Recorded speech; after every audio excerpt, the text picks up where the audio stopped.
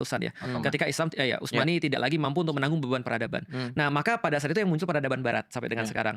Nah, kalau misal aku ditanya dan menyederhanakan, tapi mungkin ini oversimplified ya. It's okay, Dad. It's okay, it's okay. Oversimplified yang kayak ya untuk damis lah. Bahwasanya apa yang menjadi kebangkitan barat pada saat itu dan kemudian juga keruntuhan Islam pada saat itu jawabannya adalah meninggalkan agama. Ketika agama ditinggalkan di barat, ternyata barat jadi maju karena agama pada saat itu mohon maaf banget ini bukan menyinggung siapapun, tapi orang-orang barat sendiri mengakui pada saat itu agama adalah yang menyebabkan mereka tidak maju. Dark Ages dan lain-lain. Dark Ages dan segala macam. sebagai pencerahan kan. Ya, Illuminati. Age of Enlightenment. Enlightenment. Jadi kata waktu itu kata mereka adalah berikan raja hak raja, berikan gereja hak gereja pada saat itu, sehingga waktu itu dipisah sehingga mereka maju. Nah, justru di dalam waktu itu Islam ketika melihat barat maju dan waktu itu mereka sudah benar-benar juga udah banyak sekali praktek-praktek salah di dalam agama, maka kemudian mereka meninggalkan agama dan akhirnya ikut seperti ke barat. Turki kan akhirnya ikut seperti ke barat.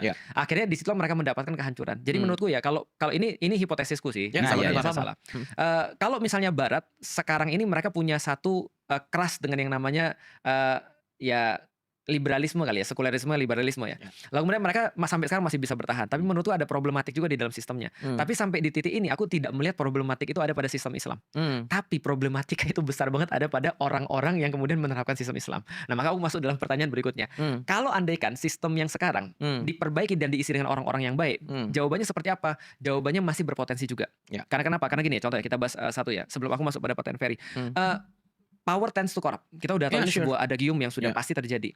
Absolute power corrupt absolutely. Berarti kalau misalnya kita berikan kemudian pada orang-orang power yang cukup besar, pasti dia akan korup juga. Itu sudah merupakan yang terjadi pada manusia. Nah, sekarang bukankah seperti itu yang terjadi kan gitu kan ya. Contoh misalnya ketika Rousseau dan Montesquieu membagi 3 kekuasaan misalnya, eksekutif, yudikatif dan legislatif. Sekarang kan disatuin lagi. Nah, bagaimana kemudian terjadi separation of power? Nggak ada sebenarnya separation of power, yang ada kan nggak disatuin, tetap ada eksekutif, legislatif, yudikatif tetap ada.